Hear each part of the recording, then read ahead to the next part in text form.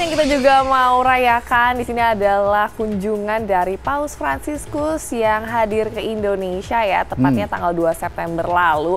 Dan kehadiran beliau ini pastinya sangat ditunggu-tunggu bukan hanya bagi umat Katolik, tapi juga umat masyarakat Indonesia yang mana Paus ini sangat-sangat menyuarakan tentang toleransi beragama. Dan juga satu hal yang menjadi sorotan adalah kesederhanaan beliau ketika hadir di Indonesia. Salah satunya dari kendaraan yang dipilih, tempat tinggalnya selama di Indonesia, dan lain-lain. Langsung kita lihat saja dalam tayangan berikut ini.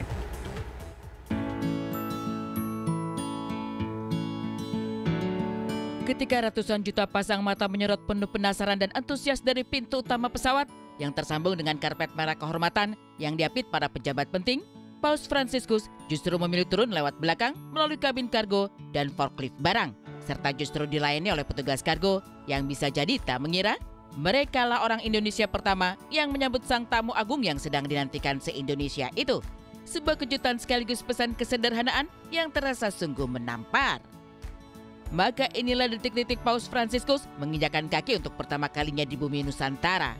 Yakut Holil Komas, Menteri Agama, mewakili pemerintah Indonesia, menyambut kepala negara terkecil di dunia tersebut, sebuah negara kota Tahta Suci Vatikan.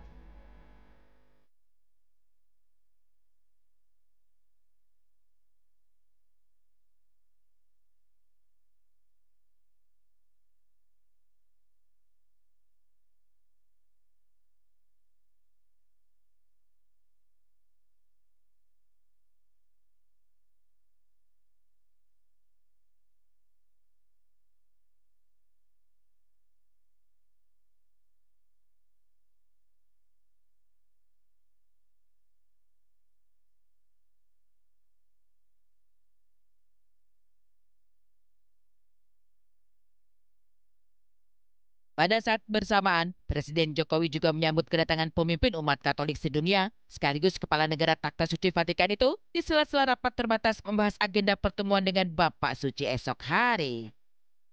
Baru saja mengundang rapat terakhir untuk mengecek persiapan ketibaan yang teramat mulia Paus Fransiskus. Sebentar lagi yang teramat mulia Paus Fransiskus akan tiba di Jakarta. Kunjungan ini adalah kunjungan yang sangat bersejarah.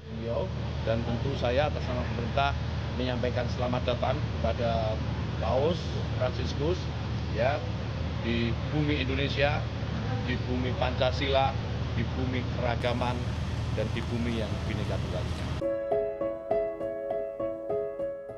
Kedatangan tokoh spiritual dunia itu menjadi perhatian masyarakat tanah air, apalagi bagi umat Katolik negeri ini yang populasinya hampir mencapai 10 juta jiwa. Saking antusiasnya, Donna Agnesia sampai memposting foto editan dirinya bersanding dengan Paus Fransiskus. Sementara itu, dalam keterangan persnya, Menteri Agama Yakut Holil Komas menegaskan kedatangan Paus Fransiskus membawa pesan perdamaian dan dialog persaudaraan antara umat manusia. Karena itulah, dalam lawatan apostolik 3 harinya dari 3 sampai 6 September nanti, selain bertemu dengan Presiden Jokowi di Istana Negara, Sri Paus juga menggelar dialog antar agama di Masjid Istiqlal esok hari.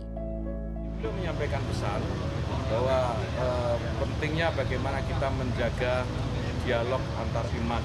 Karena dialog antar iman itu menjadi kunci bagi toleransi dan perdamaian dunia. Saya kira ini juga hal yang akan nanti dibicarakan bersama dengan Presiden Jokowi besok hari, dan insya Allah saya juga akan mendampingi beliau.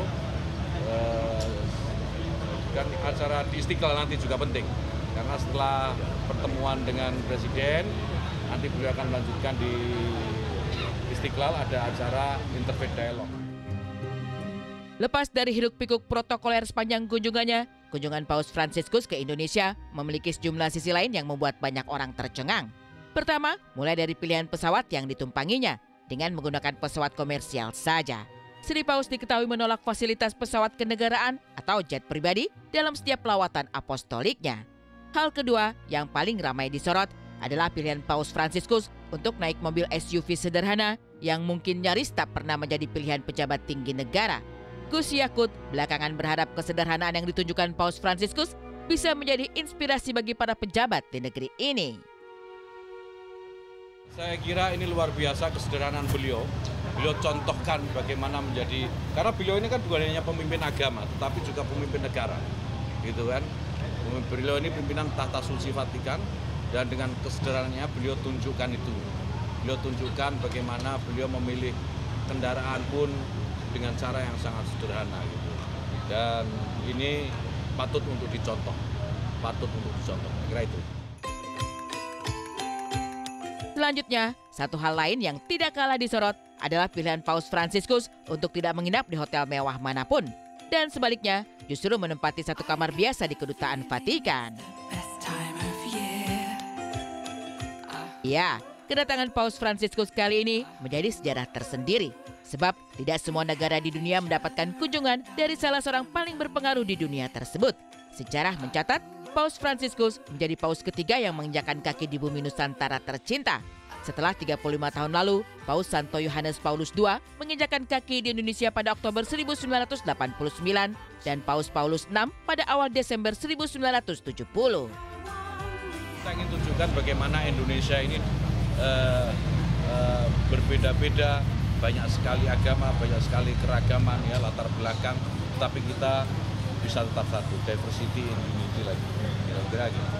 Jadi itu yang ingin kita sampaikan kepada beliau, dan saya kira tidak banyak negara yang memiliki keberbedaan seperti ini. Wow, ini sebuah angin segar gitu ya, dan mengingatkan kita lagi bahwa negara kita juga adalah negara Bhinneka Tunggal Ika gitu kan, berbeda-beda tapi tetap satu. Yang mana ini juga adalah salah satu pelajaran atau inspirasi yang terus digaungkan oleh Paus yang selalu datang ke Indonesia, itu juga tepatnya untuk melihat keberagaman dari Indonesia sendiri. Betul sekali. Misa Kudus akan diselenggarakan besok di GBK, namun untuk umat Katolik yang mungkin tidak berkesempatan untuk hadir secara langsung, tidak perlu khawatir karena bisa mengikuti misa secara daring, baik dari rumah maupun dari gereja masing-masing, ya.